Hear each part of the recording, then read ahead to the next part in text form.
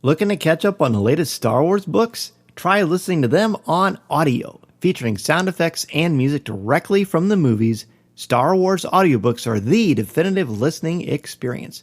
With stories from your favorite Star Wars movies, television shows, and comics, you'll have plenty to keep you entertained. Start listening now wherever audiobooks are sold. This is Andy Gutierrez from StarWars.com, and you are listening to Coffee with Kenobi with Dan Z. This is the podcast you're looking for. This is James Arnold Taylor, and you're listening to Coffee with Kenobi. I have a good feeling about this. Hello, my friends, and welcome to Coffee with Kenobi, show number 348. We are your spoiler-free place for Star Wars discussion, analysis, and rhetoric. I am your host, Dan Z, drinking One Nation Coffee, the official brew of Coffee with Kenobi, and I'm enjoying that out of my black Lucasfilm coffee mug. Excited to talk some Star Wars with you. Today's show, we have Drew Taylor talking about Tartakovsky's The Original Clone Wars animated micro-series that aired on the Cartoon Network. There were 2 seasons of it. They were certainly a much different Clone Wars than what we are used to from the Dave Filoni run, but there's a lot of fun to mine and to talk about. So pull up a chair, grab your favorite coffee mug, and let's have some coffee with Kenobi. So who talks first? You talk first? I talk first. Joining me today for a cup of coffee, actually, good news, he's joining all of us, Mr. Drew Taylor. He's an editor on Collider. He is, of course, the co-host of Light the Fuse and my brother-in-arms of the Jim Hill Media Podcast Network for Fine-Tuning with Drew Taylor. Mr. Drew Taylor. Hi, how are you? I'm so happy to be back. We haven't talked in so long since you deleted our episode. Oh yeah, sorry about that. It was just it was required by, I think, a lot of people with wearing ties because of your riffraff appearance. How are you doing, man? Of course, you and I, and honestly, you and I talk probably daily. Yes. Yeah, which it brightens my day to see your name pop up on my phone. I have you on, of course, anytime I can talk to you is great, but specifically I want to talk to you about the Genndy Tartakovsky Clone Wars animated micro series seasons 1 and 2. To get ready for the show tonight, of course, I'd seen them when they originally aired, but I showed them to Mason as we were watching. He said, "Daddy, I think I like this as much or more than the stuff that is going, the new stuff, the new stuff." Yeah, and I got to say, we're going to get into this all over, but before we jump into just overall attitudes and thoughts and stuff, walk us through kind of the history of this, because you're certainly an animation expert. Yeah, and I love Genndy. We should talk. He's the creator of Samurai Jack and Dexter's Laboratory and some things I'm sure you've had to watch as a parent of several young children. But yeah, it looks like, all the episodes took place between episodes 2 and 3 of the theatrical episodes. And they were, I think the first batch was like between 2 and 4 minute episodes. And then the later ones were, I think, 10 minutes. And it was the first Star Wars animated series since the Ewoks show, which I know is a personal favorite of yours, Dan. Yes. I don't think I've even seen that whole series, to be honest. You've seen it? No, I saw it when it first aired, the Ewok one, but I always kind of ignored it so I could watch. The Droids one always came after, and I only watched that in case the Boba Fett episode showed up. Was he on Droids? He was on one episode of Droids. Was it like, did he look like he did in the holiday special? A little more modernized, but similar idea. Okay. Well, apparently, Genndy talked to Lucas at one point about sort of becoming the John Lasseter of Lucasfilm Animation. And I talked to him a couple of years ago, I think, for Hotel Transylvania 3. And he said, I was ready to go. My wife was looking at houses in the Bay Area. And then Lucas came to me and said, "Listen, you're only going to be doing Star Wars stuff for like the next 10 years. And that was never part of the plan. He had a Viking movie that he was going to be working on. Who among us? So he said, can't do it. And so Lucas brought in Dave Filoni, and that to me is like a very, very much a sliding doors moment. Had Genndy stayed on, we would have seen a different course for Lucasfilm Animation probably, and maybe the stories that are being told now. Although I would argue that there are a lot of influences that we can talk about from the show into stuff that's being produced today. Sure. But it's really interesting, and I think the episodes are fantastic. I'm glad Mason liked them. I'm glad that a new generation is appreciating them, but they're also pretty hard to find. I mean, they're on YouTube illegally, but you have the DVD of when they all came out? Yeah, I have the DVDs of them, and they're still in. I mean, I take great care of all my stuff, but yeah, I mean, it's just DVD. It's not Blu-ray, and I mean, it sounds like we're gonna. You're about to mention this, but yeah, it's not on Disney Plus. It's not officially licensed and out there anywhere. So, what is your take on that? I mean, I have my kind of theories, and I've talked to some people about that, but what is your take on that? Well, it's funny. I ran into Genndy many, many years ago at, I think, a Hotel Transylvania 2 event in New York. And I said, I love the Clone Wars. And he said, Lucas added all the stuff that I had added into like the sort of canonical Bible. And then when they started the new show, they just ripped all that stuff out. And so there's no place for my Clone Wars in the official canon, which I think is kind of bizarre given the fact that it was supposed to be the direct lead in to episode 3, especially that second batch of episodes, or I guess the third batch of episodes. Mm-hmm. There was even talk sometime of having that hour play before episode 3, wow, which I think would have been really cool to see that in a theater. Yes. But yeah, I don't know why it hasn't been sort of adopted. I don't know why there's not room for both Clone Wars, especially on Disney Plus, which has it needs programming. So why not put it on? I mean, I know it's not that much time to fill, but I think people would love to see it, especially in HD. Like you said, we've never seen it in HD and cleaned up. But yeah, right. What is your theory? Well, I mean, that was when I was watching it again, I was trying to figure out if there's anything in this series that is contradicted by Filoni's Clone Wars. And, nothing really stood out to me. There are certain stories that they told in this arc, like that. Well, I guess that's not true. The way that Asajj Ventress and Dooku meet is drastically different. That happens in the audiobook Dooku Jedi Lost. That never happens in Clone Wars. So that's dramatically different. But we do get to meet Ventress in this series. I mean, I think that's a very important part. She's a terrific character. Same voice actress, same voice actor as Yoda and Obi-Wan. Although James Arnold Taylor sounds a little bit different in this one, but Anakin is different. Padme is different, at least in season 1. I didn't look at the voice credits for season 2, but when they decided that the Legends line was going to not be a part of this storyline, that was news, but it also wasn't news. And I actually talked to Steve Sansweet about this years ago, and he was working at Lucasfilm when this all transpired. And he said, look, all that stuff isn't canon. It was never canon. What was always canon was what George worked on, closely, which was, Filoni's Clone Wars and all of the films. That was canon. Nothing else was. It doesn't mean it's not valid or wonderful or has merit. And what I like about what Filoni and everybody did, because they seem to like the Tartakovsky stuff too, and how could you not? I mean, it's awesome, it's fun, it moves at a quick pace, the animation is clever. There's some awesome fight choreography, especially the one episode with Mace Windu against all that battalion of battle droids is legendary. Yeah. And I think that the General Grievous and the Tartakovsky stuff is the best version of Grievous, period. Yeah. Well, that's the other thing, is that there's stuff in these episodes that sort of affects episode 3.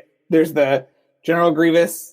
He's introduced in this show, much like Boba Fett in the Christmas special. He's introduced here first, and also we see Anakin get his braid chopped off, his like Jedi super cool Padawan braid. Right, that's like a big moment, and we see it in the animated series. So it's when he becomes a Jedi Knight, they actually show the ceremony. That still hasn't happened in anything else. Right.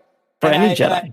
And to me, I mean, Lucas would not have sanctioned this thing if he didn't care about it and give it his blessing, because these are such important events. And unlike a lot of the other Legends materials, this one is so hard to find and so infrequently mentioned or addressed. Even on the Star Wars show, that conversation with Filoni, You could tell they like cut out a little bit about the Tartakovsky Clone Wars at the beginning. Right. And obviously the computer animated show owes a debt to it graphically.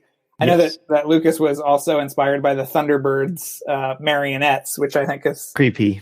It's creepy and weird. It's a weird touchstone to put up there, but something he liked growing up that obviously left an impression. Yeah, but I mean, there is no, if you love the new Clone Wars, it couldn't really get to that point without these episodes. But yeah, I mean, the Mace Windu episode is absolutely incredible. He punches battle droids and super battle droids like Bruce Lee. Yes, I love when he does the hand thing and all the bolts come out. Oh, and they just kind of crumble. It's so cool. It's seriously, there's some cutting edge of it, and then there's a besides Asajj Ventress, who's obviously still a part of the canon. Dirge is a bounty hunter that's only in a couple of episodes in season 1, and he's this weird species that underneath his armor is like this weird parasitic tentacled creature that doesn't seem to be able to be heard very easily. And Obi-Wan has a couple of sequences in the fight against him that I still haven't seen in any version of Star Wars. It's just like very athletic. I'm not even going to say ninja. It's more superhero than that. But it kind of puts Jedi in almost like a godlike status. And I don't know. I found it fun. I think that's one of the things that Mason liked about it. And Tartakovsky, his style anyway, and you can speak this much better than I can. His style is such that he sort of embellishes on fantasy, but it kind of makes it his own. How would you describe that? I don't know. He kind of, you're right. He kind of synthesizes a lot of disparate, influences. I think that character that you're talking about that has the kind of tentacle, he's like a living muscle almost. Yeah. Feels very like Akira or something like that. And then you have things like the Bruce Lee and these more classic kind of touchstones that he's touching on. And he always does it in a really interesting way that's very accessible, but also feels like unlike anything you've ever seen before. He's kind of like Tarantino in that way, where he kind of ingests all these references and produces something that's wholly unique and new. And that's why I love these so much, because they really are unlike anything we've ever seen before in Star Wars. And they're mostly silent too, which I love. It's sort of the elemental power of Star Wars. And I think they're a little bit ahead of their time too, because I feel like today you could put those on YouTube and they would be huge. They're the perfect size. Yeah. You could just watch them less than one Quibi, all of these. And you could watch them and it would be great, but it was weird. It's kind of hard to find. I don't know if you remember when they were on, but they were kind of hard to find because they were kind of in between shows on Cartoon Network. And it was very odd, but, yeah, every once in a while you'll see an article like the one that I wrote for Sci-Fi. It's sort of standing up for it and stuff, which is nice. But yeah, I wish that it would just come out and be readily available to the world. It also uses like very specific John Williams themes recorded by John Williams himself. Like they just pulled stuff from the movies. But there's also some original music too, which is very heroic and very, very cool. Do you know much about that at all? I don't, but I love the music too. It's kind of fun too, because you can tell a lot of it's kind of stripped down, like synthesizer-y versions. And I think that's really fun and really fits this well. And also we forgot to talk about, the kind of opening narration from Yoda of each installment is borrowed with the kind of like newsreel-y stuff in the later Clone Wars episodes. That Tom Kane does. Yeah. Yeah. Yeah, I like that. And like Mason can't stop talking about the fact that Yoda was riding a space donkey at the very beginning of the very first episode. Oh, I love that donkey or whatever it is. Isn't that? I'm not sure what it is. It's super cool. There's a lot of cool things and designs to like about this. In addition to Asajj Ventress and Dirge, that bounty hunter, we do get to see Count Dooku. I guess he is voiced by Corey Burton. Still, like he is in the Dave Filoni Clone Wars, and he's great. The style we get to see a lot of. Kit Fisto has this one episode where he's underwater and he uses the Force to create this big bubble underwater. Yes, and he pushes it through, and it's better than anything in Jason Momoa Aquaman movie, in my opinion. Right. It's just really fun. But you mentioned seeing it. I remember when it first aired, being slightly frustrated because it was very hard to catch. It's not like it was 8:00 p.m. Central Time. It's on Cartoon Network. It was more like, as you said, in between shows, and you had to record other shows or watch other things to hopefully catch it, and it would go so quickly. And I would end up always going to StarWars.com and watching the replays there. That was the only way that I got to see them. So I was relieved when I went to 10 minutes because at least I got a little more bang for my buck. But because season 2 does have a much different tone. You mentioned this a couple times, but to me, one of the coolest things about season 2 that stand out even more so than the Mace episode is they show how Palpatine is kidnapped. And I was hoping at the end of Clone Wars, Filoni's Clone Wars, that we would get to see their version of it, but they didn't touch it. They mention it, but they don't touch it at all. So we actually get to see Palpatine get kidnapped in this incredible sequence that lasts for a significant amount of time, where Grievous is chasing them down, and Shakti and 2 other Jedi are trying to protect the Chancellor. And Grievous very much reminds me of, was it the T-1000 in Terminator 2? He just won't stop, and he's frightening, and he's super cool. Yeah. The second season did have a lot more room to breathe and kind of get invested in character, and particularly all the Anakin stuff. He goes on this kind of like spiritual vision quest type thing, which I think is another element that Filoni borrowed a lot from in terms of in Clone Wars and Rebels, the kind of cosmic, ethereal side of the Force or whatever. But I mean, it was a real pain to track down, but and still is. I guess that's like one of its legacies, I guess, is that it's hard to find. But we were talking before the show started about there were action figures and a fair amount of merchandise that came out of this. But I guess it didn't go beyond a second season because of that kind of falling out between Tartakovsky and Lucas, and maybe that's part of the reason why it was a little bit harder to find. But we need to release the Tartakovsky the Snyder cut. Yeah. This is Vanessa Marshall, and you're listening to Coffee with Kenobi.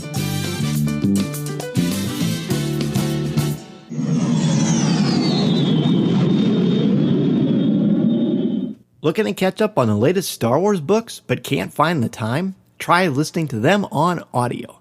Featuring sound effects, top-notch narrators, and music directly from the movies, Star Wars audiobooks are the definitive listening experience. From Rey, Finn, and Kylo Ren to Luke Skywalker and Darth Vader, you'll recognize all of your favorite characters from the Star Wars galaxy. Listen to the newest stories in the Star Wars universe, like Star Wars Queen's Peril by E.K. Johnston, read by the Clone Wars star Catherine Tabor. And if you like the audio original Dooku Jedi Lost, keep an eye out for Dr. Aphra, a brand new audio drama read by a full cast, including Mark Thompson, Catherine Tabor, Jonathan Davis, and more. Dr. Aphra is on sale July 21st. Pre-order now. With Star Wars audiobooks, you'll have plenty of Star Wars listening to keep you entertained. Available wherever audiobooks are sold. MEI and Mouse Fan Travel is your one-stop shop for your vacation needs and your plans to Walt Disney World, Disneyland, or the cruise lines. Travel looks much different now than it did a couple of months ago, and with the opening of Walt Disney World and soon, hopefully, the opening of Disneyland, you need a place to go where you can trust, and they will help you figure out and navigate all the different circumstances and guidelines that Disney has put out for you.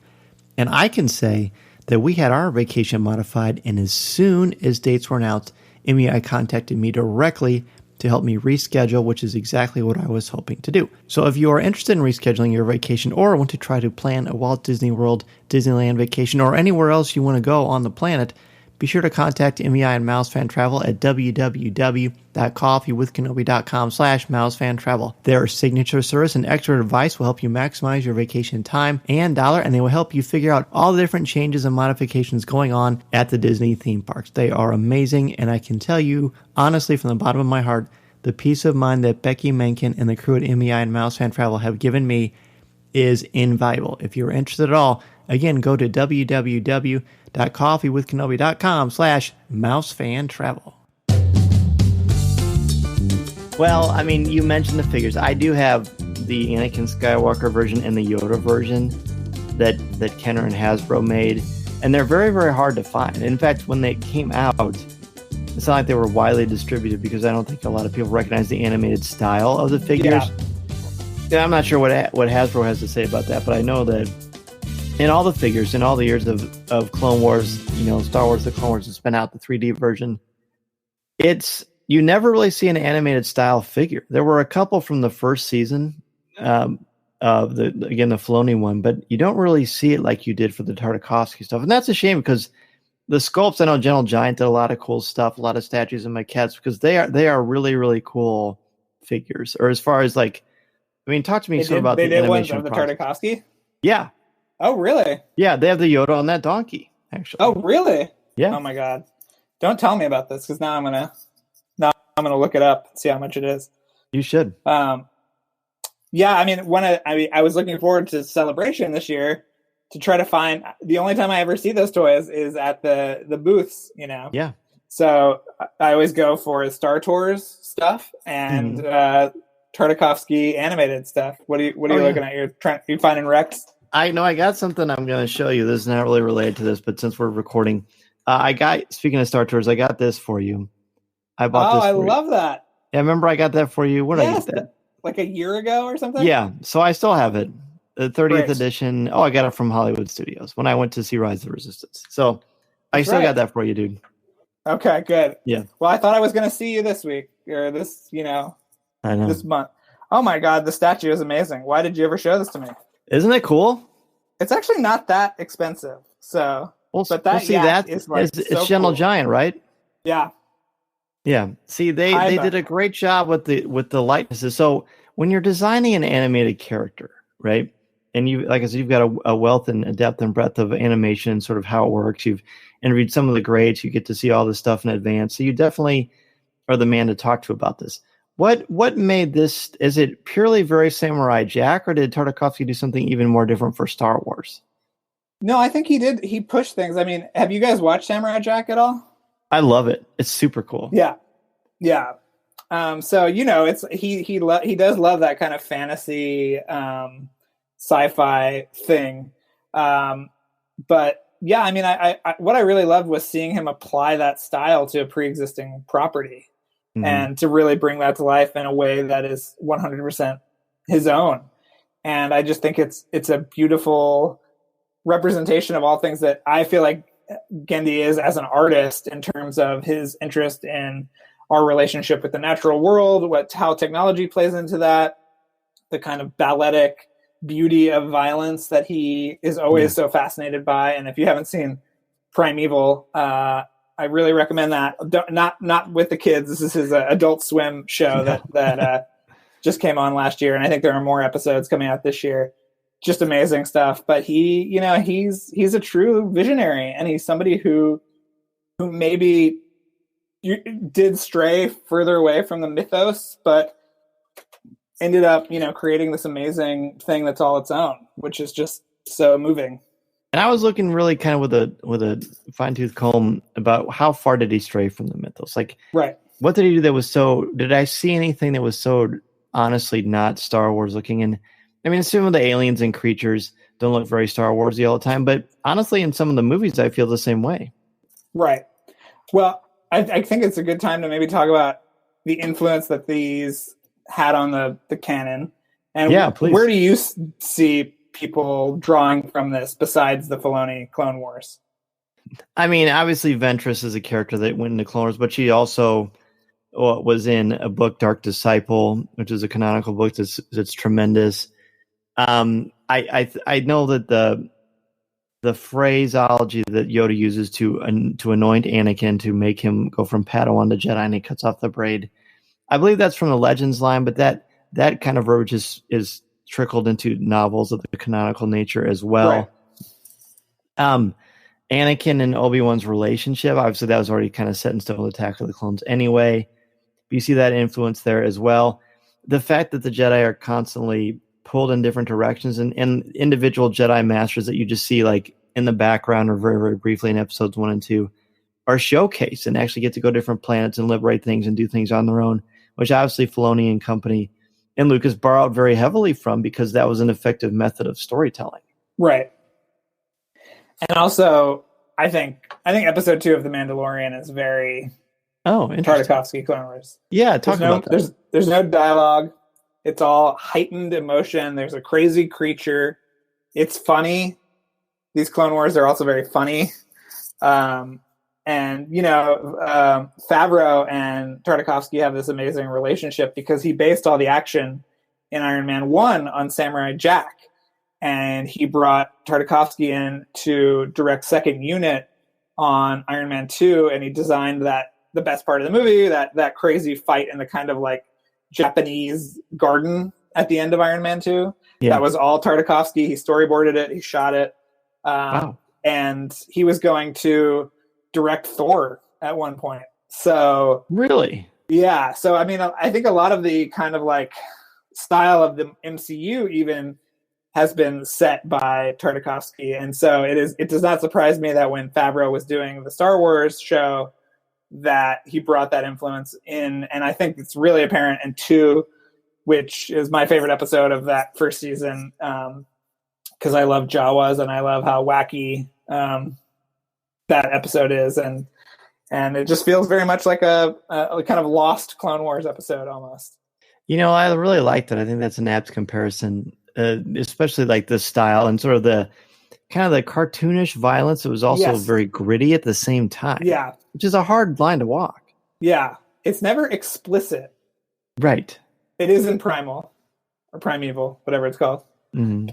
But that's for an older audience. And also the last season of Samurai Jack, I appreciate that he's like, he's kind of aging up the content with the audience. But and I feel like some of the humor and some of the kind of like outside the box ideas of Last Jedi were inspired by the Clone Wars. I've never asked, Rian Johnson or anything, but that's just sort of a sensation that I get. Interesting. Just kind of a more tonally, I guess, maybe. Yes, tonally, for sure.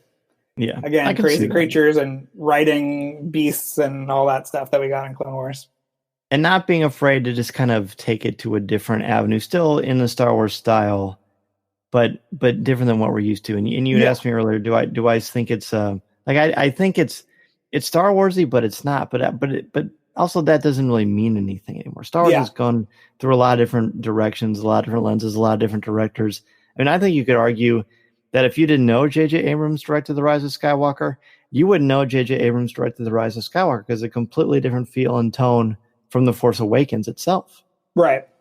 Yeah, I mean, I wish that there was more of these chances being taken within the Star Wars universe. I think that maybe the powers that be have a very locked down sense of what a Star Wars story is, and that there is not a lot of room for experimentation. But, with getting directors like JD and Taika on board, I think that I'm very hopeful that they will bring different energy and different sensibility and different design work. I would love to see that, because I mean the animated shows are really the only times that you're going back to old Ralph McQuarrie drawings and this and that, and there was a little bit of that in Rogue One and some of the sequel trilogy, but it's just great to like wholly embrace that aesthetic in a really cool way that you couldn't get away with probably in live action. No, and if you had to choose between season 1 and 2, which one would you pick? Well, season 1, I like the short episodes a lot, and I like Yoda on that goat, and I like Mace Windu versus all the robots. But there's another 2 great is definitely episode. The more emotional, spiritual. Yes. Yeah.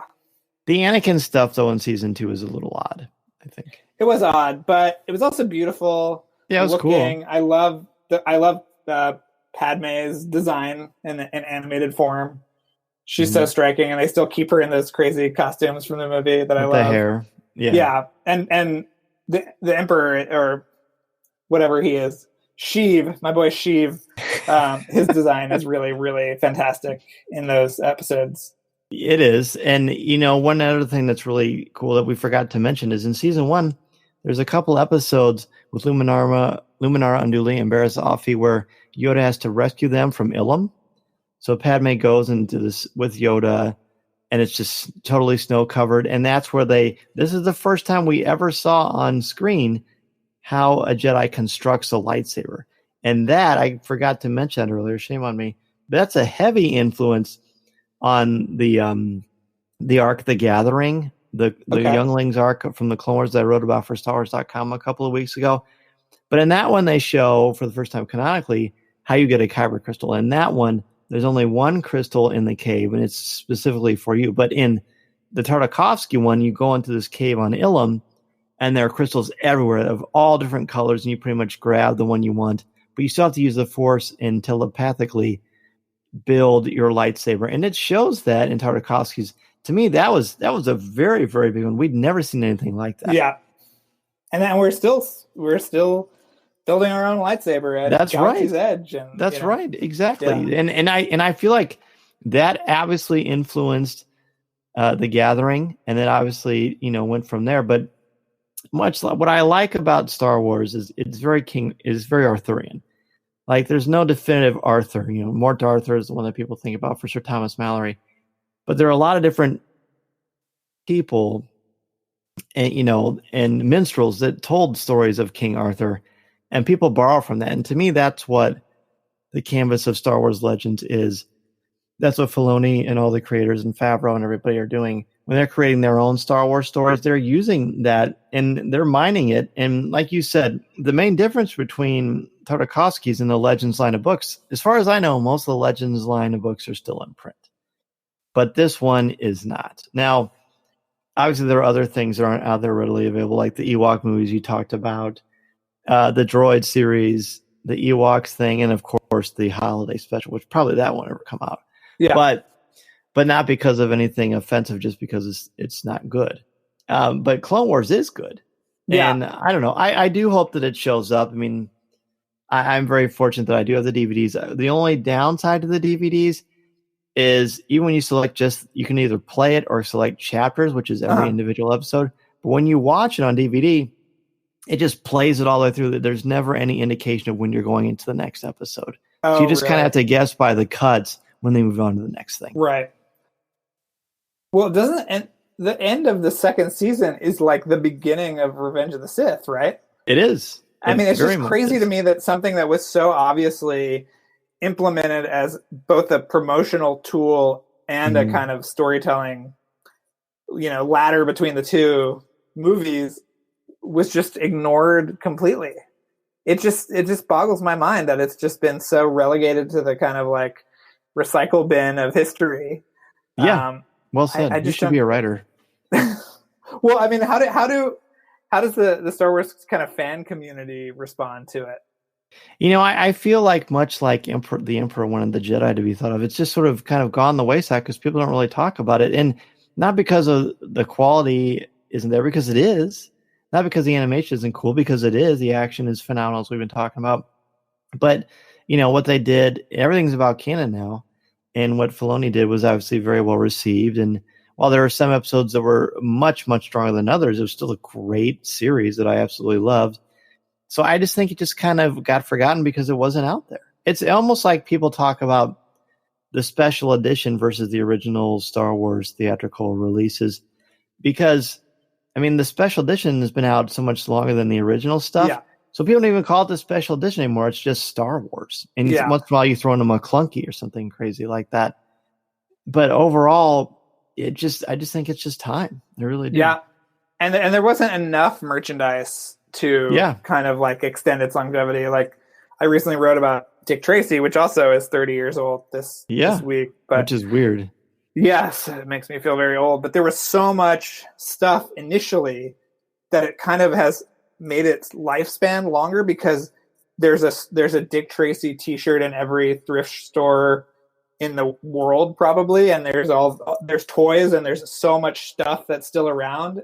And it wasn't like that for this Clone Wars. It kind of, it was entirely produced in between two movies. It was sort of a, bridge thing between the two. And it was a promotional tool, but also an animated series. And it didn't quite have as much merchandise or visibility, let's say, than one of the canonical movies or TV shows. No, I think that's true.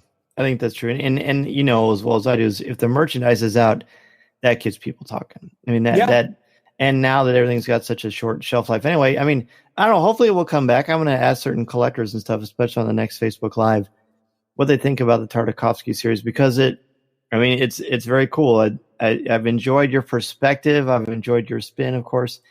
And the only thing I really wanted to say is you've taken kind of a hiatus from giving me crap on fine tuning with Drew Taylor. So I wish you would start doing that again.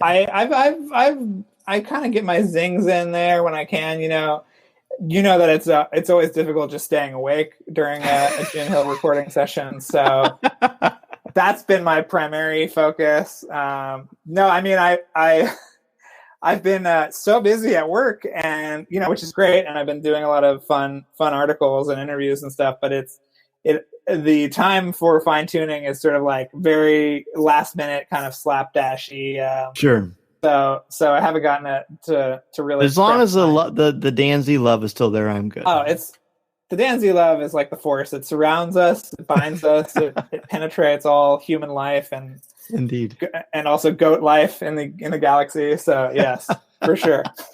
Okay, you've I mean, people hopefully are looking at your stuff on Collider because you've always got awesome insights and deep dives into a lot of really cool stuff that people really love and appreciate.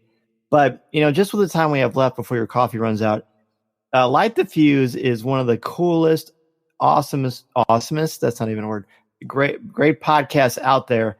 And can you just tell everybody about your 100th episode and how that came about? I mean, seriously, take as much time as you want, because I feel like what you got to experience, my friend, is like something that people like, take any podcaster, any genre they have, you got the mother load. I mean, short of having Tom Cruise, you had Euphoria. Talk about that. Right.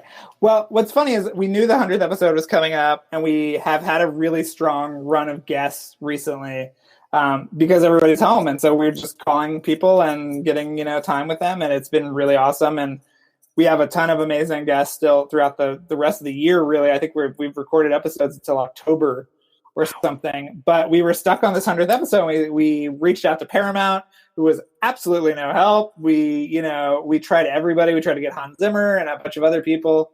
Wow. And so finally we went to Christopher McQuarrie, who's the writer-director of Rogue Nation, Fallout, and the two new ones. And he wrote on Ghost Protocol. And we said, listen, we can't get anybody. Can you get on the phone? So we were talking to him, and we thought it was going to just be a kind of regular chat. And then he started texting people to come on the show. So then I'm running the Zoom, and so I'm seeing, Haley Atwell wants to join, and Simon Pegg, and Lorne Balfe, who is the great composer of the sixth movie, and he's going to be composing the seventh and eighth movies. And we got to make that announcement, which was cool and totally unexpected. My goodness! So it was great. It was so great. But I highly recommend that episode. It's really fun. You can tell how excited we are to be talking to everybody.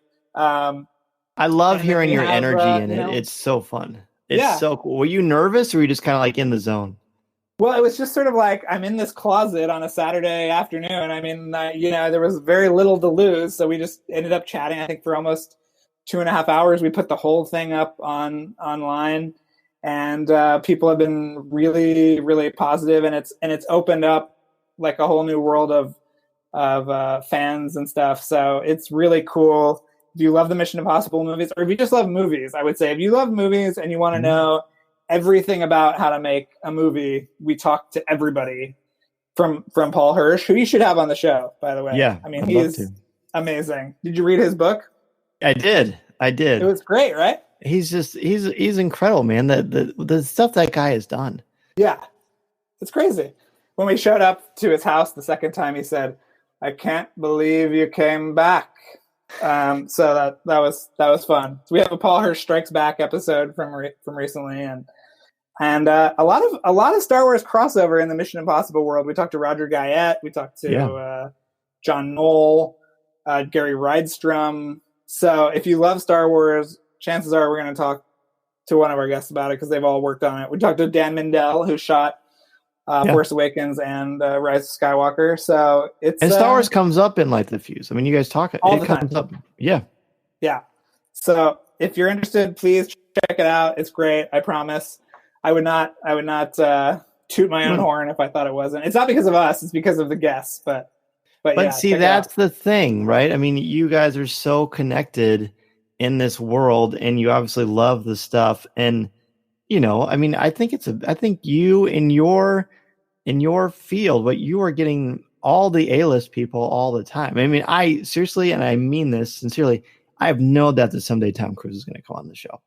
Oh, that is the dream. That is the dream. I mean, we thought we were going to be on set, so I think it's maybe good that we didn't try to go when they started shooting, because we would probably still be in Italy at this point, just eating our body weight and cheese, and the food is great our wives. But hopefully that everything will be sorted out. We'll be able to get on set and chat with him. That's what I think. That's, if it happens, that'll how it happens. Like, we'll catch him for 10 minutes when he's walking in between his trailer and the set or something, combing his hair. But we'll be ready. We will be ready. So the one thing I want to ask before I let you go, where did your love of Mission Impossible come from? Because how did you decide, hey, let's do a podcast about Mission Impossible? I mean, how did that come up? Well, and much like you and I talking about, Star Wars and Disney World and whatever every day, I loved the first movie so much. It kind of came out at a really impressionable time for me. And I would always just text Charles about it, who is my co-host. And anytime there would be news or a trailer or whatever, and I said, we got to just start a podcast before Fallout comes out. So we started it in May of 2018.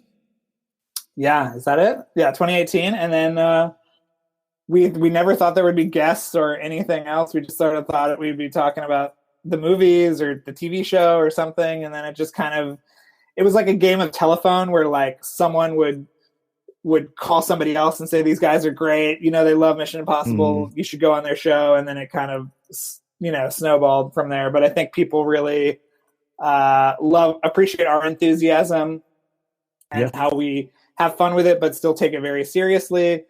And there really isn't any, like, it's a very interesting fandom. Unlike Star Wars, it's sort of like people love the movies, but there isn't a community around it. So we're trying to kind of like provide that a little bit. We wanted to have a Comic-Con panel this year and all this stuff, but obviously the world changed, and here we are. I would have sat in the front row and put "Love You" on my eyelids and closed them. Raider stuff. That's exactly right. Yeah. Listening to Coffee with Kenobi, you are. With Dan Z, the podcast you're looking for. This is...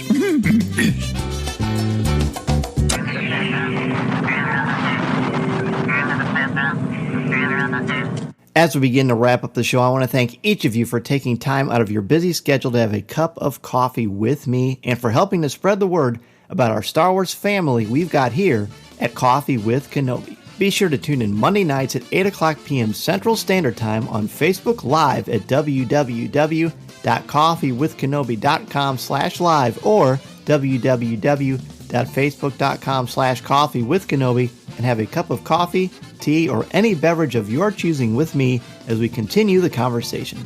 To join us in the CWK Cafe, which is our Facebook group, and share your Star Wars thoughts, comments, reviews, and opinions in a family-free, spoiler-free place that is also drama-free, go to www.coffeewithkenobi.com/community and be a part of the conversation, talk about this week's show, or just talk some Star Wars. It is a lot of fun, and you'll make some new friends as well as catch up with longtime friends as well. I also want to thank all of my new and longtime friends who joined me in the CWK Cantina, and let you know how much I appreciate your help and encouragement, and love being able to give back to you with CWK Pour-Over, the exclusive weekly podcast not heard anywhere else. I want to thank Dennis Keithley, Jason Hall, Angela Sauce, Chris Kavarka, Aaron Harris, Alexander Moylan, Ross Halliban, Jeff Ellis, David Nicely, Jessica Berry, Colby Mead, Frank Mulder, LJ Souter, Dustin Mills, Robert Avila, Mark Suter, Nick Deco, Eric Struthers, Jared Cantor, Brian McKinney, Daz Davies, Thea Selby, Chris Metz, Caroline Maselli, Jim Capron, Blake Weaver, Dan Ream, Kurt McKellen, Christine, Simbat Tetradarian, Ian Thompson, Alex Fracasio, Hannah, Tyler Pompa, Connie Shee, Susan Gray, Chelsea Sansbury, Josh Boylan, Yancey Evans, Sagacious Crumb, and Greg McLaughlin. If you want an additional way to help out the show, go to www.coffeewithkenobi.com/support and join us in the Coffee with Kenobi Cantina. It's a great way to support and help out the show, and 10% of your monthly contributions go directly to the St. Jude Children's Hospital to support the incredibly important work they are doing to help these brave children and their families. Plus, contributors at the CWK All-Star level can watch a video podcast of CWK Pour-Over hosted by me, Tom Gross, and Corey Clubb. In addition to being part of the community on Facebook, please don't forget to visit our website at www.coffeewithkenobi.com for Star Wars news, announcements, reviews, live video, and so much more. If you have a question for me or just want to share your thoughts on the air, feel free to email me at danz@coffeewithkenobi.com and I'll share them on the show. You can also connect with me on Twitter at Mr. Zehr, MRZEHR. There are also a lot of ways to connect with me and Coffee with Kenobi on social media. Follow us on Twitter and Instagram. Give us a like on Facebook at facebook.com/coffeewithkenobi and check us out on Pinterest. You can find me twice a month on the podcast Looking at Lucasfilm, part of the Jim Hill Media Podcast Network, and you can find my writing on CWK's website, as well as StarWars.com, where I'm an official blogger there, as well as on IGN, where I contribute articles on Star Wars, as well as other pop culture topics.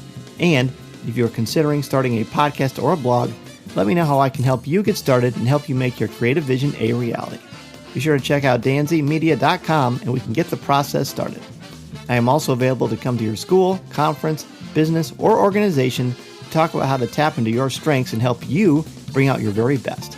I want to inspire you to be inspired. Don't be afraid to take that first step into a larger world. Thanks as always to our CWK sponsors, especially MEI and Mouse Fan Travel, our travel partner and your one-stop shop for all things Walt Disney World, Disneyland, the Disney Cruise Lines, or anywhere you want to go on the planet. Please go to www.coffeewithkenobi.com/mousefantravel to book your magical vacation and help support Coffee with Kenobi in the process.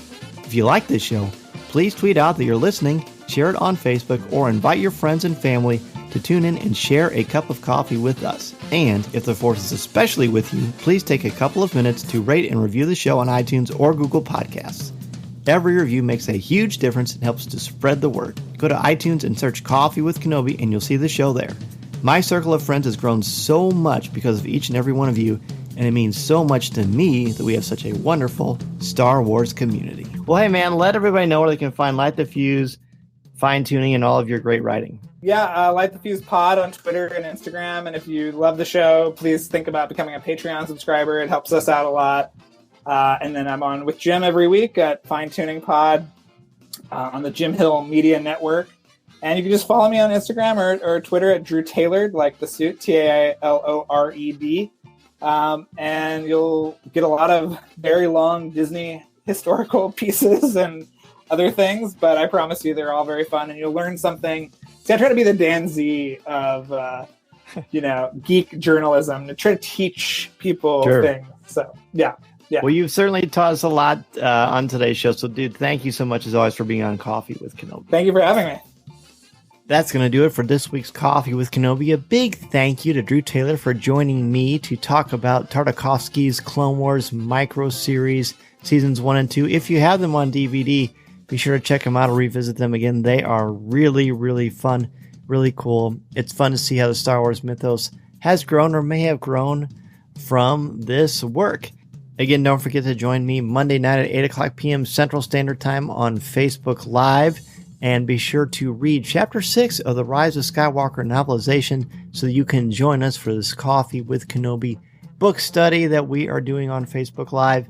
And we also are coming up with our top 5 favorite bounty hunters. Should be a lot of fun. Hope to see each and every one of you there. Have a great week and weekend, everybody. And remember, this is the podcast you're looking for. This podcast is not endorsed by the Walt Disney Company or Lucasfilm Limited. It is intended for entertainment and informational purposes only. The official Star Wars website can be found at www.starwars.com. Star Wars, all names, sounds, and any other Star Wars related items are registered trademarks and or copyrights of Disney and their respective trademark and copyright holders. All original content of this podcast is the intellectual property of Coffee with Kenobi unless otherwise indicated. This is the podcast you're looking for. There's no one here. Move along. Move along. Looking to catch up on the latest Star Wars books? Try listening to them on audio. Featuring sound effects and music directly from the movies, Star Wars audiobooks are the definitive listening experience. With stories from your favorite Star Wars movies, television shows, and comics, you'll have plenty to keep you entertained. Start listening now wherever audiobooks are sold.